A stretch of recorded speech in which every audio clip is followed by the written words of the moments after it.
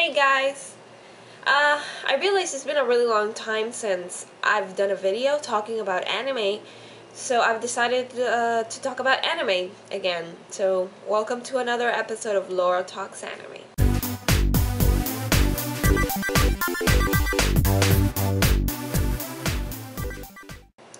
So this time I decided, after much debate about what series to talk about Neon Genesis Evangelion.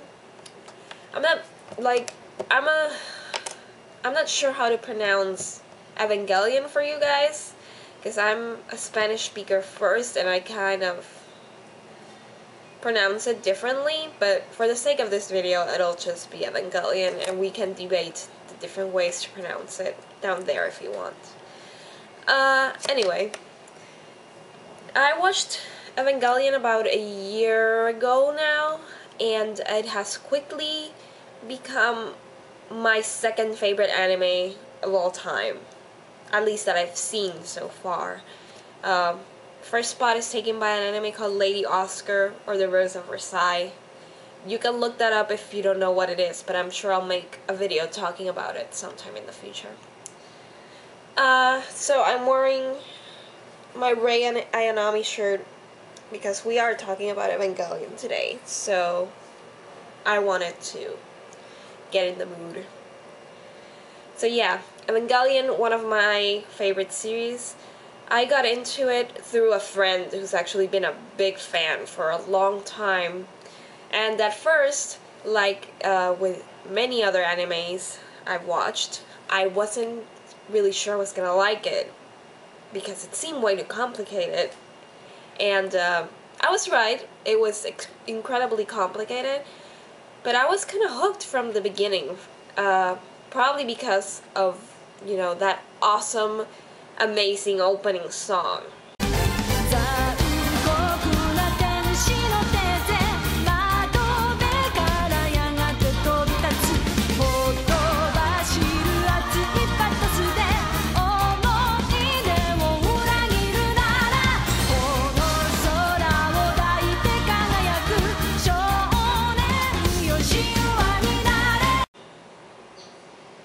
I couldn't get that song out of my head. I heard it, not in the anime, I heard it in a CD I was listening to about anime openings, and it was there. I was like, what is this? It's amazing. And then I looked up the opening for the series and I saw it on YouTube, and it was stuck in my head for days, to the point that I was like, okay, I'm just gonna sit down and watch this series because I can't get this opening out of my head. And honestly, I think the opening of Evangelion is one of the most amazing things I've ever seen, not only visually, but the song is so addicting. You kind of just want to watch the whole anime series just to hear it 26 times. So yeah, I watched Evangelion in about a week. I think I finished it. Yeah, about a week. And then I watched End of Evangelion, and then I watched the rebuilt movies that were out so far, that are still out so far. There's only 2 of them so far. Anyway, what can I say about Evangelion? To be honest, when I finished the series, even after I saw End of Evangelion, I had no clue what had just happened. After a certain episode, I just really didn't know what was going on anymore. And I have to say that these videos from Revolution of Evangelion, I'll post the links down there, he has some really nice panels kind of explaining what Evangelion is about. And if I hadn't seen those, I really wouldn't have understood the series. When I saw those, I was like, oh my god, that's what this meant. And I think that's what makes it even more interesting, that you don't really understand what's going on, and it's so deliciously complicated. I like solving mysteries, so trying to figure out what's going on, what's happening, all these lies and weird shit going on. I'm really into that kind of anime series. It's kind of a mystery type thing. I don't know how to explain Evangelion in one word, like a genre. I don't know. It's just a whole mix of things. It's a completely psychological thing masquerading as a robot anime. And it's not even real robots. So, yeah. Uh, I don't know. I just completely adore the series. I can't get enough of it. I've seen it 3 times. I've seen it 3 times from beginning to end with the movie, with End of Evangelion, already. So, yeah, and I recently managed to find all the Platinum Edition DVDs used, and I have the whole thing, so I'm really happy, because those are out of print now and pretty difficult to get, so... what can I say about it? I don't even know how to explain the plot. We have this main character, Shinji Ikari, and he kind of arrives to live with his dad, who he's been estranged from for a long time. And the minute he gets there, it's like, bam, what is this giant monster thing attacking our city?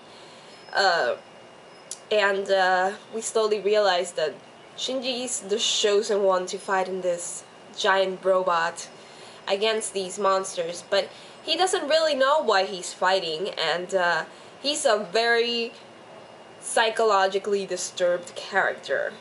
And we quickly realize that all of the supporting cast is, with the exclusion of Koji. He's totally like the normal guy in this whole abnormal situation. There's just a ton of cool characters and a ton of mystery, and nothing is as it seems at all in this series. It's a disguise. Everything is a disguise in this series. Favorite character? My favorite character is Rei Ayanami. I don't know why. Like, my immediate thought would be her voice. I saw Japanese only. I haven't seen the dub, really. Just little snippets of it. The Japanese is wonderful, and I think why I like Rei so much is mainly her voice. Her voice actor Megumi Hayashibara is so amazing at portraying a character that doesn't have emotions, that her voice is so weird and entrancing and so, I don't know, it pulled me in, and I kind of feel really bad for Rei, because she's just a doll, literally, and even though she doesn't have emotions, she starts figuring things out, and I felt really bad for her, so I related to her the most. I don't know why. I just find her incredibly attractive, physically and otherwise. So she's my favorite character. Not to say I don't like Asuka. I do like Asuka also. In fact, Unit 2 is my favorite Evangelion, but Eva Unit, I should say. Anyway, yeah, I don't dislike Asuka at all. I kind of like her. She's sassy and cool and amazing. And I really like Misato as well. What I like about this series is that it has a lot of cool female characters. Like, strong, cool female characters that aren't just showing their jiggly boobs around all the time. And I'm really into that. I really like Misato as well. She's incredibly sexy and just really smart. Really smart.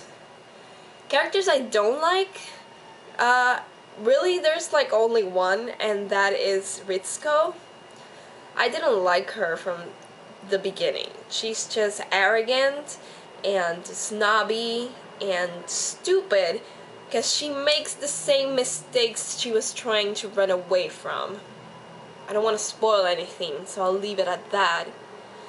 So the fact that she does that, I find incredibly stupid, and I absolutely no feelings for her character after realizing that. Not that I did in the beginning, but that kind of sealed the deal that I really don't like her as a person more than a character. She's very real though, but God, I dislike her. I dislike her character so much.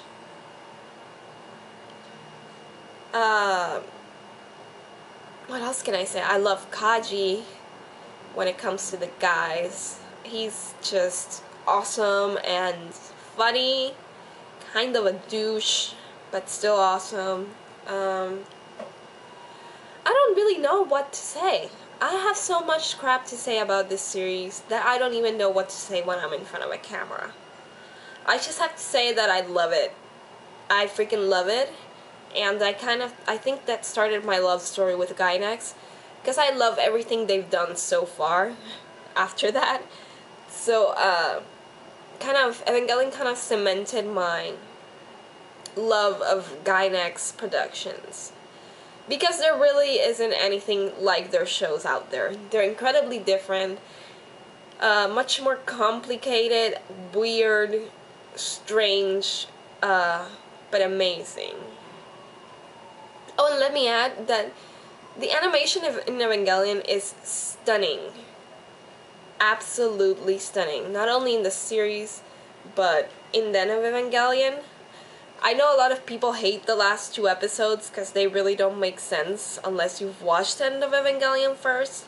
I know I felt that way the first time I saw it and I hadn't seen End of Evangelion first. But I think they're kind of brilliant in their very simplistic way that you don't know what the hell is going on. Everything is going on inside Shinji's mind. And I think they're kind of brilliant after you realize what's really happening. Meaning after you see End of Evangelion. And End of Evangelion is just a masterpiece in itself with the mindfuckery that happens there. There's no other way to describe it. There just isn't. And as for favorite episode, my favorite episode would have to be 22, I think it is, when Asuka gets mind raped. That episode, the use of music in that episode, the imagery, everything is so stunning, and it was so shocking that this was happening to her, and so invasive. You feel like this angel is invading you also through her. It was very shocking and very hard to watch, but incredible. Incredible. I have to say, Evangelion kind of cemented my interest in psychology. I mean, I already had an interest in it before, not that I'm studying psychology or anything. I already had an interest in psychology before, but this just kind of cemented it in that I like reading on different psychological issues, and Evangelion kind of explores a little bit of each of them, so it's very interesting. I think every psychology class should watch some episodes of Evangelion as a test or something. Yeah, that should happen. So, if you haven't watched Neon Genesis Evangelion at this point, you are an idiot. Please go do it right now. And you will be in for possibly one of the best rides of your anime viewing experience life. So, until next time, thanks for tuning in to another episode of Laura Talks Anime, and if you have any suggestions for anime I should either watch or talk about in my next episode, you know what to do. Leave them right down there in the comments, and until next time.